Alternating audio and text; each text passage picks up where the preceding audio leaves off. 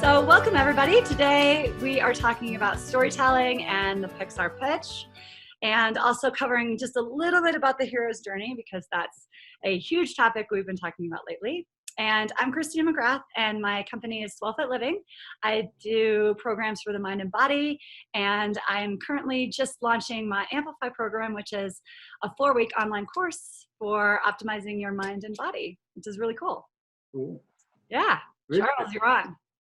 Yeah, I'm on. So good evening, everybody. Very nice to see you all. I'm Charles Leon, designer and bloggist and writer and speaker as well. What we're going to do tonight is, or this evening, I should say, is we're going to just quickly review some of the points that we made last week, and then we're going to look at sort of the practical applications of story. And this, of course, fits in with everything, but I think that story is sort of the fabric of absolutely everything. So there's two sort of key things that we're looking at, really. There's three, I should say. One is something called Storybrand, which is absolutely brilliant in terms of applying the principles of story to business, and to particularly online business. In terms of websites and all the rest. The next one is the Pixar Pitch. Now, the reason that we're going to the Pixar Pitch is because Pixar basically developed this technique of storytelling, as did TED Talks, and through that is now applied through business for presentations, for life, for arguments, for discussions, for winning.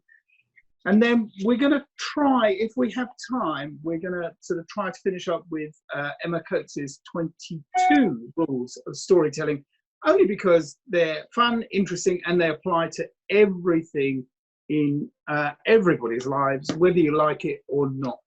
Story is at the center of everything, I think. So just to go back, why stories, why they're so important. Just brains need to find patterns, and I'm afraid, sorry, it doesn't matter who you are, what you do, where you come from, what age you are, all brains, all professions, all situations look for patterns. And patterns then eventually sort of become the meanings that we have, and the meanings are then sort of strung together into story. So patterns plus interpretation equals meaning, and then meaning plus communication is a story. A story isn't really a story.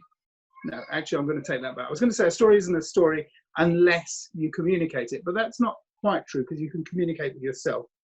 And the point is that stories carry content, and it's very valid content. And why is it valid content? Because it carries meaning, stories, lessons, communication, many, many, many different things. And stories are basically, at least in my view, they are the thing that influences how people behave. It changes communities, changes people. You can, an argument is a great example.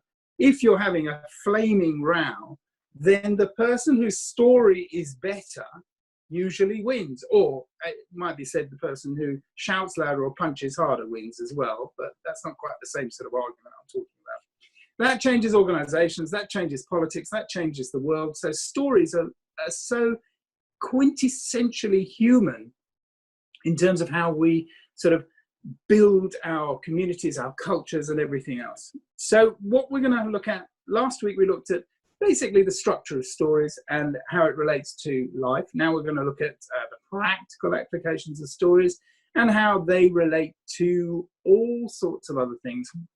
So one of my big hobby horses that I think people often miss is that science is basically very good storytelling, very factual storytelling, but it is storytelling, and it's the right kind of storytelling for different purpose. Science uses stories in order to increase our understanding of things, and basically science in certain forms increases the way we view or changes the way we view the world. You only have to look at sort of Newton, Einstein, Kepler, whoever you wish to look at, they change our view of the world. And of course, political ideologies. So they are totally dependent upon how they communicate their story, and the strength of the story. Now, it comes down, if you're Trump, it's just a little tweet and a soundbite. If you're Boris Johnson, it's just quite an elegant phrase, but it may be meaningless. But nevertheless, that's how they influence behavior. And at the end, we have to accept stories, because someone gives a story, someone accepts a story. So it is a negotiation, always. If you have the means with which the resources, as I always say, there are only two things that you can really control, is attitude and effort. So if you have the right attitude, and then you apply the right resources to back up that attitude, then you have change. So of course, whenever anybody, I mean, I don't know about everyone who's here, but I've had to do many presentations in my time.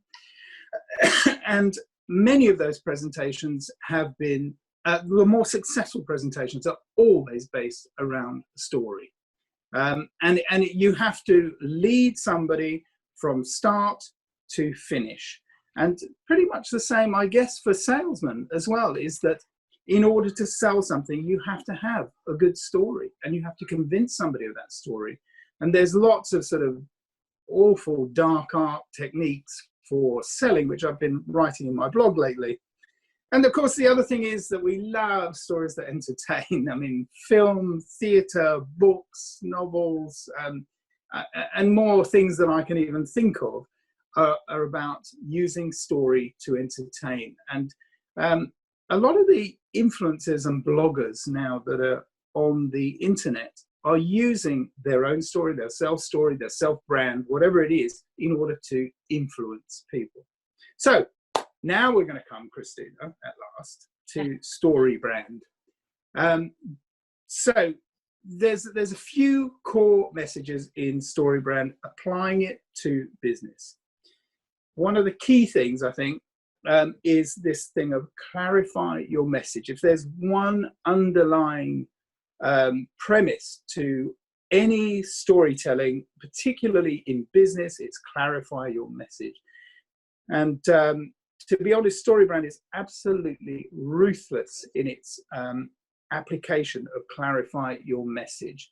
I mean, he goes through to something that he calls the grunt test. If it can't be understood by a caveman with virtually no language, then you may well have failed.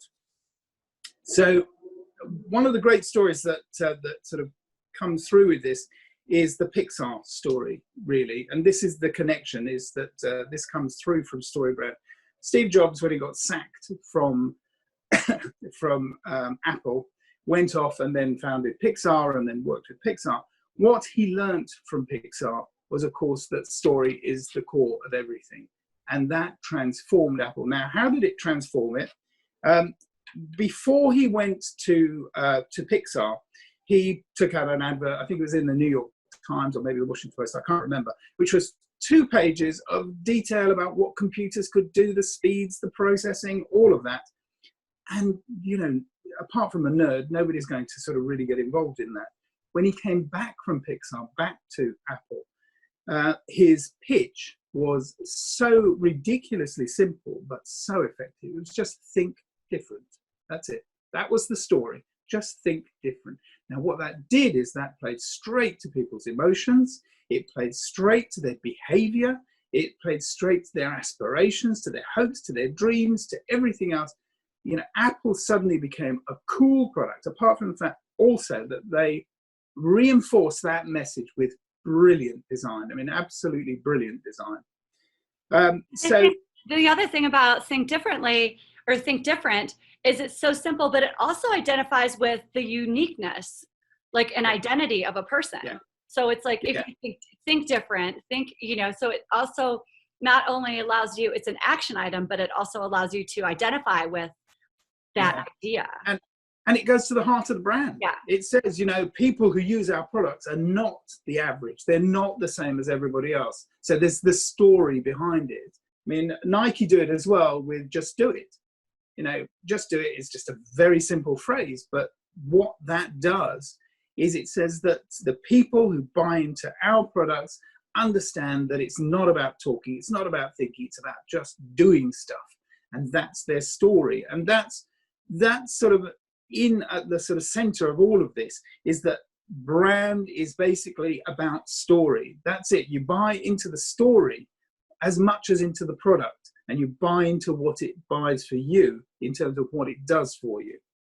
So there is this thing called, well, one more really important overriding thing, and believe me, this isn't just from Storybrand, this is for everything, I think, is the best pitches, the best stories always address, particularly in business more than anything else, address one simple thing, which is what problem does your story or your business solve? And that overarches absolutely everything. So what we have is we have something called the SB7, which is a Storybrand 7, and he relates it basically to the story structure, the structure we were talking about last week, the hero's journey. So what he says is all businesses start with a character. The big mistake that most companies make is they think they are the character. They're not. They will be the guide, not the character. So the first thing we have to do is we have to identify with, empathize with the character. And the character is the customer, of course, or the client, or whoever that may be that you're addressing, or the person you're negotiating with. So it's what do they want? And you have to open what's called a story gap. You have to sort of, if the desire isn't there, you have to open that desire and then explain that desire. So you open a story gap. And it's about identifying a single desire and identifying the pain points. And that's another really important overarching thing, is what is life going to look like in the future for you if you take my product, if you're the character, if you're addressing the character, and what will it look like if you don't, or what pain are you going through now that we can apply to solve, or what problem do you have that we can solve? And if your business doesn't address a desire or a problem that somebody has, then he says, Donald Miller says, that it will fail. So a character has a problem. So that's point one. Point two. So companies tend to sell solutions just for external problems, or they think they do. But what customers actually buy, what people buy, is they buy the internal problem. And Christina and I was sort of talking about examples of this. If you, the simple example is, if you buy a drill, it's not because you want that drill. It might be because it may be very attractive and that has other sort of potentialities. It's because you want a hole, basically. So the problem is a hole. But how can you do that really, really well? How can you do that really attractively? You can do that by selling the solution to the problem. So the solution is you want a drill. And, you know, I think we were discussing, well, if how does that work if it's a Ferrari? Somebody wants a Ferrari. Well, the problem that the person wants to solve is obviously something to do with status, with position, with influence, and with demonstration of wealth. So that's the problem that you're solving. I mean, apart from really design and performance and brilliance, Ferraris have got nothing really that different from a Ford, not anymore anyway. They do have some differences, but I won't go into that. But they solve a different problem, obviously. So there are three levels, not just two levels of problem. There's the external problems, the internal problems, and the philosophical problems. So all customers, all clients, all people who are looking to a company for something are looking on one of those three bases, if not all three bases. So yes, you want a new kitchen to fill the room that you have. That's your external problem. But you want to enjoy cooking. And then the philosophical problem is that you want to create a community, a family, or whatever it might be. So the three problems, again, I'll skip backwards and forwards on this, is external, internal, and philosophical. So, and then, of course, our character who has this problem meets a guide. And the guide is the company, the consultant, the mentor, whoever it is. I mean, it might be a car salesman who is your guide. Not a very attractive guide, but it might be a car salesman. But I went through this for those of you who got my newsletter, is that, and you might need a guide, obviously, at different points in your journey, and they might be different guides for different points as well. But I do feel like this is the one point that Charles and I always invite you to think about, is like that guide or that deliberate practice or that big goal and what you're trying to achieve, that you might have guides dip in and out of your life for sure, but it definitely makes the process go a lot faster and the transformation happen a lot quicker and a lot more deliberately. And you may need to scale your guides. You may have, just a friend who says, perhaps you should be doing this, and then you need to go to a teacher, and then you need to go to a mentor, and so on and so on. But if you think about it, if the customer, the client is one character, what he doesn't need is a competing character. So if the company or the person trying to negotiate, to persuade, to sell, to produce anything, if they're in competition with them, then obviously there's a mismatch, because you're not going to be able to fulfill someone else's desires. You're only looking for yours. Now, you may have your own interests, but certainly in business, it has to be customer focused, and you can do that well or you can do that badly. Obviously, there's obvious heroes that we can sort of quote from Yoda, or hey Mitch, is it from Hunger Games? Or from not Neo, what's his name? Morpheus for Neo. Right, so there are a couple of essential characteristics, according to Storybrand and Donald Miller, that the guide must have. Now, again, apply this to business, apply this to negotiation. You have to have empathy. You have to understand. You may be in contention with, but you still have to understand your opposite number, whoever that may be, your client, your customer, whoever that may be, and you have to have authority as well.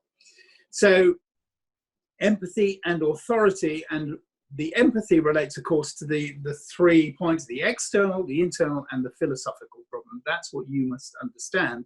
And then you have to have the authority to be able to deliver, basically. So we've got a character, has a problem, meets a guide, who then gives them a plan. Right, so wherever you go, if it's Yoda, I think he gives Luke Skywalker the lightsaber, and there you go. That's part of the plan. It's not the only plan. If it's Hercules, he has to go off and do all these terrible tasks, but that's the plan. He has to go, and he will find 3 witches along the way, and so on. So there has to be a plan, but for us in real life and true life and whatever it is, if there is such a thing as true life, you have to have a simple, clear plan. So that means a plan of action. So there are 2 or 3 different types of plans, really, particularly in business, and anyone who's done any contract negotiation will know. One is a process plan, which is what we're talking about mostly in films. You get mostly a process plan, which says, do this, do this, do this, do this, and the result will be, and we'll come to the result in a minute. And that's relieving confusion. Basically that, somebody comes and they say, I don't know what to do with this software. And you say, do this, do this, do this, do this, and then you'll have what you want. So that's a process plan. And then you have an agreement plan, and this relieves fears. So this may be a joint venture, this may be something of that nature, but the idea of these is to relieve fears. So that's an extractive thing rather than an additional thing. The other thing suggested about giving them a plan, if you are a company or if you're a consultant or whatever you do with other people, is to give the plan a name. Now, we've spoken about this before, about Mm. giving fears a name, or giving assumptions a name, or giving sort of negative mindsets a name, packaging them, putting them aside. This is nearly the same thing. So to give the plan a name, you give it an identity. And I used to wonder why they called sort of battles, or campaigns, I should say, before they become battles, names like Shock and Awe was one, or I can't remember all of them anyway. So you give them a name so that people can identify, can rally round, can join forces together to actually sort of move forward.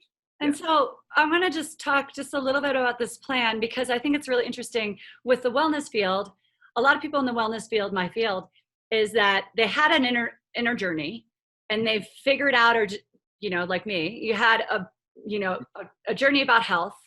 You uncovered the wisdom to overcome that and transform into better health. And then you've been educated so you can teach other people about the health.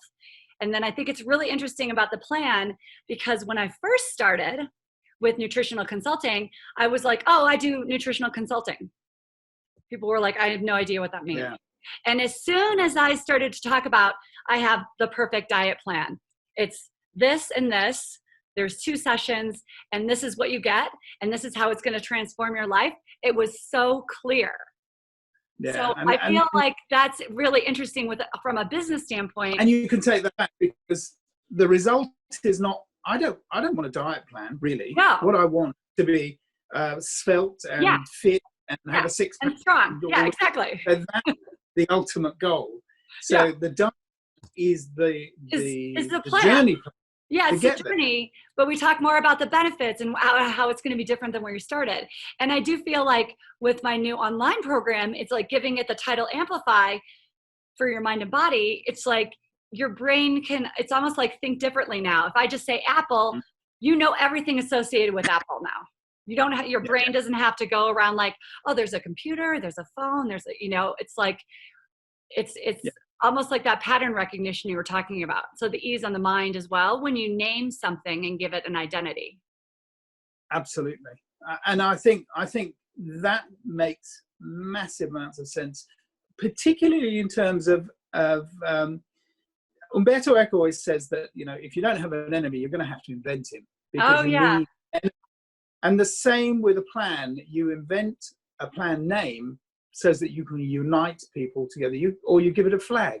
You give yourself a flag, and then you can all go into battle together. So that's kind of like the logo, right? Pardon? That's kind of like a logo. Yeah, well, it's more than a logo, much more than just a logo, because it has meaning as well. Flags have meanings.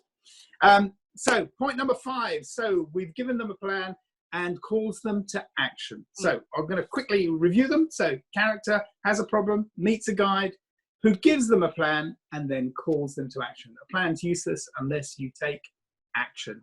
So it's got to be clear as to what you have to do. And I think also in terms of sort of business, it has to be asked again and again and again and again. People do not necessarily understand what they have to do with the plan, and you have to tell them. You have to tell them very simply, very straightforward.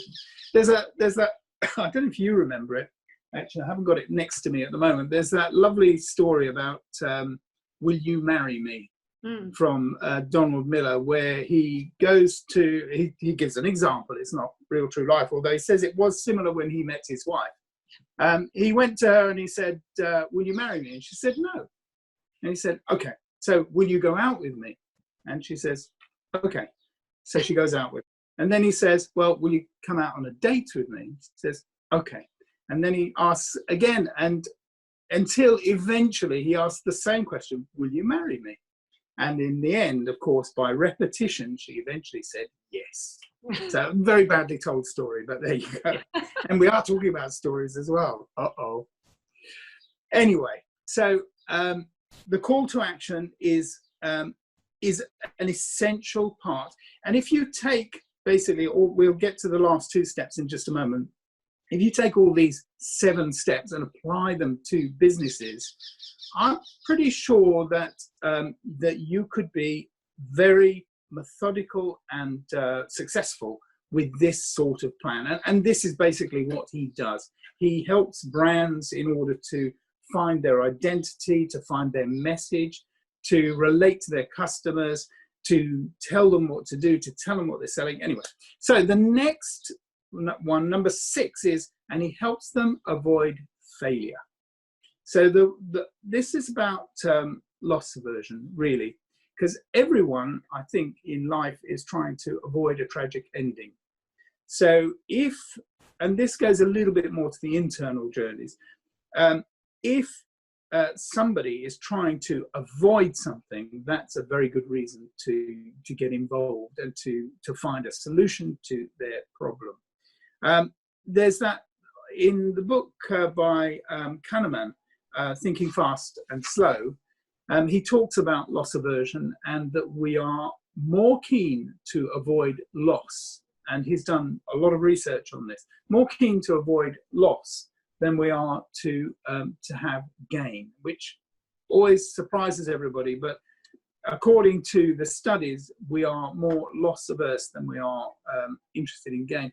And I think some of it is about being afraid of letting go. So the relationship here to, say, personal development would be that avoiding failure or not avoiding failure and having a tragic ending means that there's something that you can't let go of, that you have to then let go. And this is the whole point of 99.9% of stories, is the character has a problem and he has to somehow overcome it. Somebody's going to help him to do it, gives him an action plan, and guess what? He avoids failure. Number 7 is, of course, that ends in success. So 6 and 7 are almost in parallel, I have to say, but it's either avoid failure or ends in success. And what he says is never underestimate how your brand, or telling people how your brand can change their lives. I think the essence of almost all businesses really is, how can this help me to become this? Or how can this change my life? Or how can this make my life a bit better? Even if it's just chocolate or something, which I do like a bit of chocolate. In fact, I'm slightly addicted to chocolate, but that I do it because I like the feeling. So it does do something for me. So that is, it does end in success. And the company who's best at selling to me, obviously, they know exactly what I want. So he says, Donald says that you must be specific and clear. You must show them the before and the after as well. And there must be a transformation. People have to change. They don't want to be the same. You know, even adverts. If you look at adverts for the Swiffer on the floor cleaning, you see this radiant, glowing bloke or woman or whatever who has just cleaned their floor and is so happy, so proud. Why? Because they've solved a problem. And that's where they want to be. So there is a transformation. They have changed from the start to the finish. They always show you the terrible, filthy, dirty floor, which nobody's floor is ever that dirty, but it doesn't matter. But then they transform it. And it's not just the floor that transforms. You are transformed. And that's the point of, I reckon, probably 90% of all advertising is about some kind of transformation. And all of it, all advertising, all good advertising is about the story. That's what it is. It's selling you a story. So keep it simple, keep it clear, good, clear picture, obviously, and visualize that picture. We've spoken about visualization before. And he leaves us with 3 critical questions. Is work out, what does the hero want? If no good story ever starts with, so I drove to work, I got to work, and then I went home. That's not a story. I drove to work, and then there was an accident. And suddenly we have a story because there's conflict, because there's a situation. So what does the hero want? Who or what is opposing the hero getting what they want? So that may be an internal problem or an external problem. If you look at adverts for toilet cleaners, for instance, we can see immediately, most of them show little sort of awful, animated, terrible sort of germ-like things that is the enemy. They're not really that big, I promise you. But they make them that big so that you will believe it. Simple and clear. And then also, what will the hero's life look like when he or she does or does not get what they want? So that, and I reckon those 3 rules, if you just apply that to everything you do with all your clients, with all your customers, with all your negotiations, is what does the hero want? What is preventing them from getting that they want? And what will their life look like when it's transformed by whatever it is you're trying to give them? So that is the SB7. And then, sorry, go on. I was going to say, the other thing with the critical questions is, like Charles said, it could be something like with your business or with your pitch or with even a debate or discussion. You can think about those things, but you can also take it back and be like, okay, if you're in the hero's journey, what is your one big thing? What habits are you doing in order to achieve that one big thing? You know, what is opposed to getting you in your way? Do you need a guide? What's going to help you get there faster?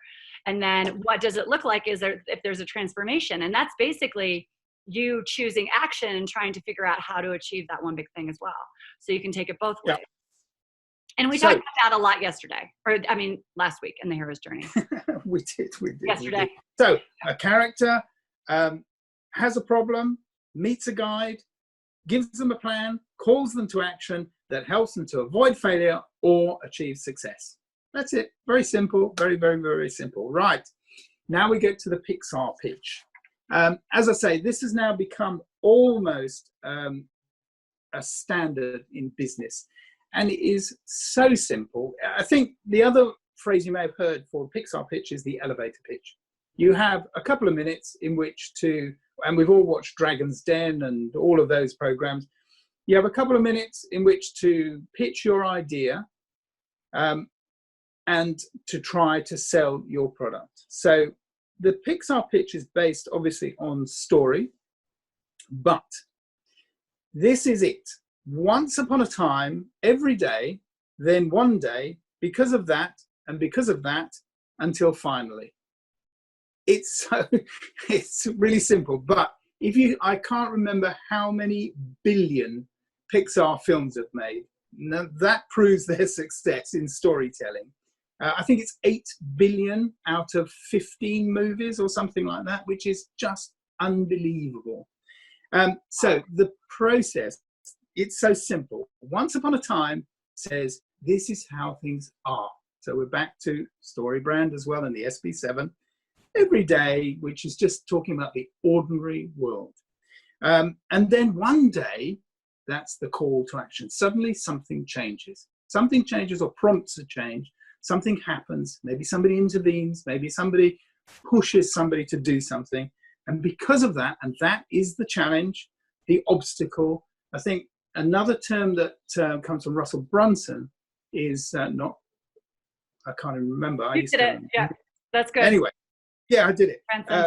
Is a stage called the Epiphany Bridge, which I love that phrase because it suggests you go over something and you have an epiphany on that moment. And then because of that is the second part of the journey until finally is the transformation. I'm going to very quickly just run that through on one of Pixar's films, of course, which is Finding Nemo, one of our favorite stories. And then I've got another a sort of example of it, which I'll give you. But let me just very quickly, run through the Finding Nemo. So once upon a time, there was a widowed fish named Marlin who was extremely protective of his son Nemo. Every day, Marlin warned Nemo of the ocean's dangers and implored him not to swim too far away. One day, in an act of defiance, Nemo ignores his father's warnings and swims into the open water. Because of that, he's captured by a diver and ends up in a fish tank of a dentist in Sydney. And because of that, Marlin sets off on a journey to recover Nemo, enlisting the help of other sea creatures along the way, until finally Marlin and Nemo find each other, reunite, and learn that love depends on trust. So there is a moral to the story, but what is so successful, I think, about the Pixar pitch is just the simplicity of once upon a time, every day, one day, because of that, until finally. So simple. So I've got an example here of a little sort of example in real true life, or maybe not so real true life, I don't know. Right, once upon a time, there was an education crisis haunting our schools and communities with the removal of humanities and arts subjects from the curriculum. That's happened, that's true. Every day, large percentages of children were not achieving proficiency in thinking and problem-solving skills, to the point that some of our community even doubted whether ever they could or should. Now, this is one of my sort of big hobby horses, is about education, and it has happened that the UK government, I'm not sure about the US government, have taken out sort of subjects, soft subjects like humanities subjects, languages, arts subjects, because they don't see it as part of their production line. They want more. And they also, here they took out PE. They took out activity, movement, which is crazy. Anyway, so continue. Right. So then one day we implemented a simple and broad view of the value of the arts and humanities and what children had to know to be ready for the world after school. Because of that, our children and their parents became better at learning broad and creative problem-solving skills, because I hold the belief that the arts don't necessarily teach you to be creative or artistic. It doesn't matter. What they do teach you is how to think. And the problem I have with education, and in the context of all this story, is that that schools now teach children what to think, and not just schools, I would say, universities too, rather than how to think. I don't know of a school that is teaching students how to study, how to learn, how to absorb information, how to absorb more information nowadays. Anyway, so because of that, our children and their parents became better at learning broader and creative problem-solving skills. And because of that, young adults were able to make valid contribution to all modes of life and able to approach all problems with an open mindset. Until finally, every child, irrespective of ethnic or economic circumstances, became proficient, creative thinker, and the economy benefited. So there we have it. And it all ends happily ever after. So that's just a silly example, but that's an example of its application to how it might be applied in terms of the Pixar pitch. But you can apply that to anything. As I say, the other thing I think that's brilliant about the Pixar pitch is the shortness of it. I mean, just think very, very simply. You've got to get through these stages. One thing I think is perhaps missing from it, but it's sort of implicit rather than explicit, is this thing of identifying pain points, which I think in all storytelling is incredibly important. What isn't working that needs fixing? But but that's what you described as well. It's because of that, the challenge or obstacle. That is kind of the pain point. Yeah. Like otherwise, I think, I don't know if it was Jan and I or you and I were talking about the idea that people want to have less pain more than they want to have more growth. Yes. Yeah, it wasn't me. It was with Jan. So be it. Anyway, this basic principle of story being valid for business, for life, for negotiation, for politics, for everything, sort of spreads across everything. I mean, and you can see it once you start seeing it, you'll see it everywhere. Just watch any advert and identify. You'll see immediately. You can see the pain points. You can see this is what the world will look like afterwards. And it doesn't look like that now because your toilet is filled up with terrible germs and bugs. But with this product, you'll have a clean, sparkling home, and look at how happy they are. And that's what we want, happiness and pride. The other thing to say is that, of course, this spreads right across to TED Talks, for instance. I think that without any doubt, the reason that TED Talks is so successful is storytelling. Is that they deny that they compress people into sort of storytelling techniques, but my word, every single one goes through this journey. They first will tell you how it is, how it became. Somebody had an accident, they couldn't do this, they were illiterate, they were dyslexic, they overcame an obstacle, and this is the world now. And see how I've transformed. So I was listening to the guy who founded TED, and I've forgotten his name for a second, but it doesn't matter. Anyway, he says, look, we don't have a formula. They do, believe me, they do. You can see it in every single story. They're just wonderful. He says, have just one idea. Don't get confused with trying to do lots and lots and lots of things. You can have depths within that idea, but just one idea. I think that's critical for any presentation, no matter how complex. I mean, I used to present whole hotels, where you might have sort of 30 or 40 different, or probably not 40, but 30 areas. And it's very easy to get overwhelmed with that. And what you need to do with any kind of presentation, particularly that kind of presentation, is to distill it down to, what's the core message behind all of this? What's the story? And hoteliers have now sort of really latched onto this. They're immediately saying, what's the story? Well, I think that once you begin to distill down things, first of all, you find unity in everything you do. So all the elements start coming together because they're all unified under one banner. That's a great metaphor for politics as well, and for all ideologies. So anyway, we're talking TED Talks now. So then the second thing he says, first one is just give one idea, just one idea. Don't try to make it too complicated. The second one is give people a reason to care. And this goes back to the Pixar pitch, to the SB7, is that if you have a character that you don't care about, it doesn't matter. You can't just deliver facts. You have to deliver a story. So you have to arouse curiosity. There has to be questions. There has to be some connect or disconnect. It can also be a villain, by the way. It doesn't have to be somebody you like, but you have to care. There may be the world's worst villain, but they're still the person that you care what happens to them. And he says also, build the idea piece by piece. So this is this thing about one step at a time, and using metaphor.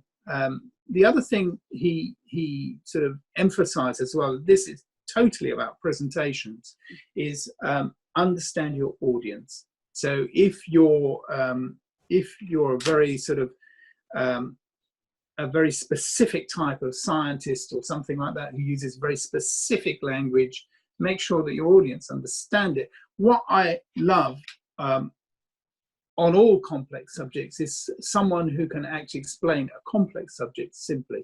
Stephen Hawking was absolutely brilliant at doing just that. As highly complex ideas simplified, says that we can actually understand that, and simplified by using the right kind of language. I mean, it's very easy. I read quite a lot about neuroscience, and I would be completely swamped and lost if I got into all the technicalities of cells and cell coatings. And anyway, I won't go there because you can get lost. The other big thing is the use of metaphor. And I think that this is one of the crucial things on two levels in story. One is that metaphor is an incredibly powerful way to explain an idea. I mean, you only have to look at almost any phrase from Shakespeare, and you will find within that a metaphor where basically two disparate ideas are brought together to form something completely new. Not just a combination of the two, it's something completely new that it relates to. So that's one level. And then on the second level, stories themselves become metaphors. Metaphors for, Little Red Riding Hood or Three Little Pigs are all metaphors for things that can go wrong in the world if you're not careful. And none of us want to end up in the wolf's belly, but You know, it happened in 2008, I believe. That's exactly what happened, is that it was almost Little Red Riding Hood. And the final thing that he talks about is make your idea worth sharing. I know that when I speak publicly, which is not the same as doing these webinars, it's slightly different, slightly more structured, is that the thing that people like the most, well, actually there's two things. One is the drive and the enthusiasm with which you tell them, and the other is the quality of the story, the journey that you've taken them through from start to finish, so that hopefully they are transformed at the end of it. They've gained some knowledge, something has changed, and it's all about transformation. And I think TED Talks has been so successful on the basis that they are incredibly persuasive stories, always. And they found a formula to do that, be it standing on a red circle and delivering your talk, but always you'll get some piece of emotion within it as well. Emotion, I think, plays a very, very, very important part. And we mentioned last week Nancy Duarte and her analysis of Martin Luther King's speech, I Have a Dream, and just the way that did almost everything that any story can ever do in that. It gave you somebody to care about. He was the guide. He took you to the journey. He gave you a vision of what the world was going to be like, and then he told you what it was like now and how that could change. And he had a dream. Such an amazing speech, and beautifully analysed by Nancy Duarte as well, in terms of peaks and troughs and the peaks and the troughs, until at the end there was this huge vision of transformation. And I won't go into religion, I promise, Christine. I promise. So what we have, do we have time to do? I'm going to if I can, I'm going to very quickly run through Emma Coates, who was with Pixar, came up with 22 rules of storytelling. Now, some of these are specific to storytelling in film and in novels and the like, but some of them are so closely related to just living life, to what we've been talking about in terms of Pixar Pitch or SB7. So all of these things, and the reason that it's so pervasive is because it is pervasive, because it's everywhere. I mean, there is nothing I can think of that doesn't have some story behind it, or with it, or to it, particularly successful things, obviously. So, shall I do it? Yes, do it. Okay, right. 22 rules of storytelling. So what she prefaces it by, so in order to move or pitch to others, we need to become much better at clearly stating what it is we want and where it is we want people to go.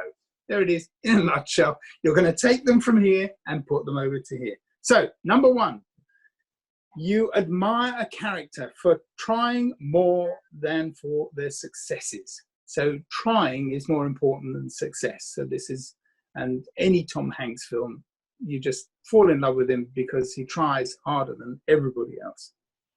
Two, you've got to keep in mind what's interesting to you as an audience, not what's fun to do as a writer. So that is focusing on your audience, your client, your customer, because the two things can be incredibly different. You may want a very successful business and everything else, or you may want to win an argument or do a wonderful presentation, but you have to identify your audience. That runs across all business, all transactions, all negotiations, without any doubt. If you're going to go into, as I assume our governments are going to do, Brexit negotiations, then you better know what your opponent is all about, and what he's looking for and what he wants to get out of it, because otherwise you'll never get a deal, and they probably won't get a deal anyway. Right. Trying for theme is important, but you won't see what the story is actually about until you're at the end of it. Now, rewrite. So try again and then again. And then the basic formula, this is the Pixar formula. Once upon a time, there was every day, one day, because of that, until finally, that's the formula. Simplify, focus, combine, hop over detours. I think she means overcome obstacles. And you'll feel like you're losing valuable stuff, but it sets you free. It's interesting, but when I've also read somewhere that when writing stories, it's quite interesting if you take your character and say, well, what if I throw this at him, which is the opposite of what you want him to do, and how will he deal with, or she deal with that? So what is your character good at or comfortable with? Throw the that's exactly what she said. Throw the polar opposites at them, challenge them, and how they deal with it. So this is why I think also focus groups are not really the best way to evaluate products. If you look at something like the Aeron chair, which Herman Miller sell, then that chair was an absolute failure in focus groups. People thought, why would you sit on a skeletal chair that's so ugly and it doesn't have leather, doesn't have status, doesn't have this, until traders started using it, and suddenly I think it's the best-selling chair in the world now. So don't listen to focus groups. And the other thing is, she says, come up with your ending before you figure out the middle. So they're setting goals and working out the steps to get to those goals. It's more important than sort of having all the steps and then not knowing where it's going to end up. So you need to do that up front. And that's the same with something that Christina and I are developing at the moment, is that we are sort of trying to develop a sort of quiz format, but a serious quiz format. But you have to start with the last part first to know where you want to go in order to set the questions that will lead towards that conclusion. She says, finish your story, let go, even if it's not perfect. I think big argument I have at home here is my wife believes everything should be done perfectly, and I think things should just get done. So, and we battled it with the kids as well. For me, it's much more important to get going, to do things, to do stuff, and then to amend and amend and amend. Nothing's ever perfect anyway. And that, I think it's very, very constrictive to try to get things perfect.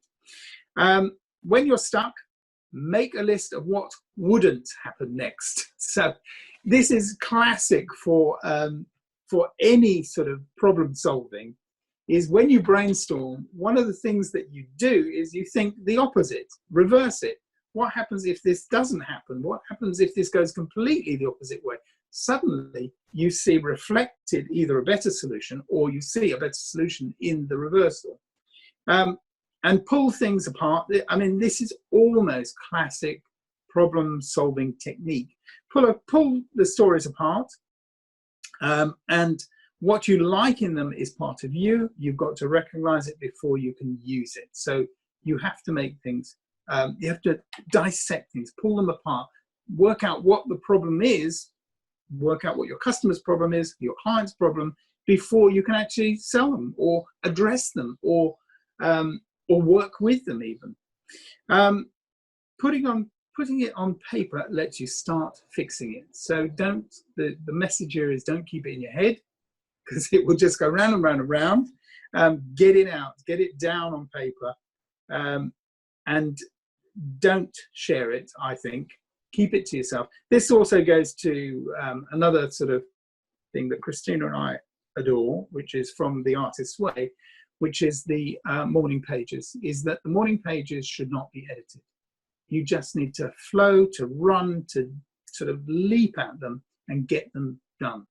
And it doesn't matter. It takes a few weeks until you actually sort of start to process anything sort of that isn't totally embarrassing, but it is worth doing. So morning pages, I recommend everybody to do it. Discount the first thing that comes to your mind.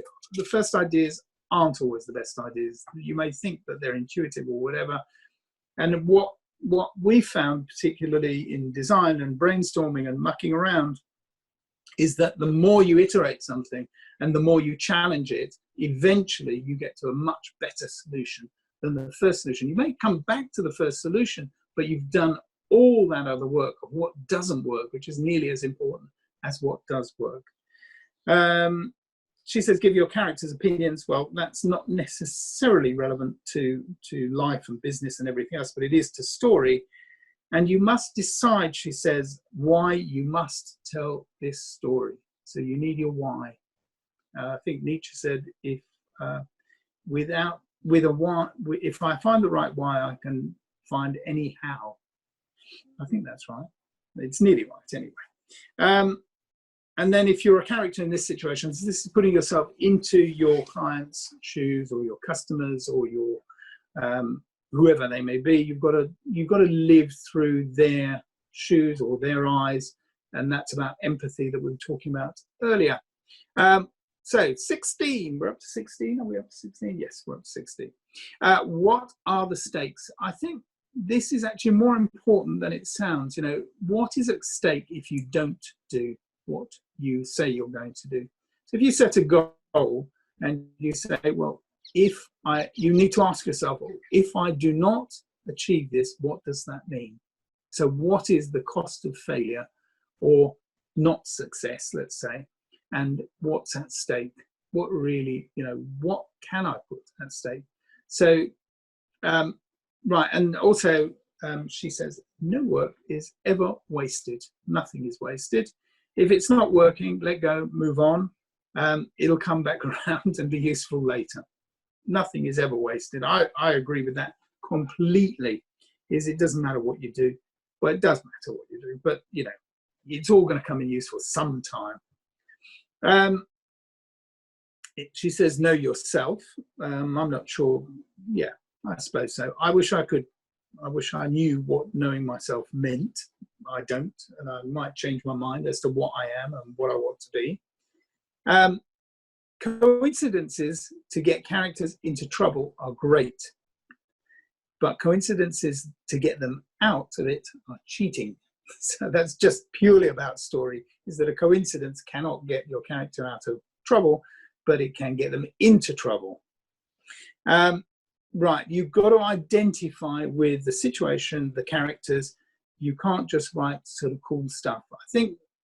I think that is completely pertinent to any product design, any software design, anything of that nature, is that you've got to work out what it is that your clients, customers, people want to get out of it, to decide if you want to deliver that or not. What is the problem? What problem are you solving? And what is the pain point? And what does success or failure look like? So that makes complete sense to me. And then finally, what's the essence of your story? The most economical way of telling it. This goes more to presentations, I would say, is that less is often more. We try to say too much, and probably I've said too much tonight. But you do have to work out what the essence is and what you're trying to say. And I used to make this mistake with everything. I tried to do everything way too much. And actually, it's easier, and life is easier if you just concentrate on one thing at a time. You don't have to do it all the time, one thing at a time. So it's worth looking perhaps back at where you are in your hero's journey in terms of your life journey, and also how that relates to how you run your professional, your business, your company, all of that side of life. As usual, I'll send all of this out, the whole outline, which has got all of these points on it. And I would recommend Storybrand. Definitely is really, really, really worth looking at. And you can apply these rules. You can apply them to business. And I think if you can make them almost second nature, intuitive, then I'm pretty sure that you would have a successful business. The thing is to really sort of drill down into them and understand them. So next week, I think what we're going to talk about is classic problem solving solutions. This would be for, say, product launching, for solving problems, for internal problem solving. It's the whole technique from identifying the problem to how to generate new ideas about a problem, how to deal with those ideas, how to set a plan to work them, and then where you go from there, leadership and everything else. We may not be able to cover everything in one session, but we'll have a go, and if not, we'll split it into two. All right? Sounds great. Yeah. So hopefully you guys got a lot out of both the hero's journey, and as always, bringing this back to how you can use it practically, like Charles said, in your business or your personal ideas. So yeah, I hope you enjoyed it. So we will see you all next week. Yeah, problem solving. Problem solving. Proper look at problem solving. See you all. Thank you so much.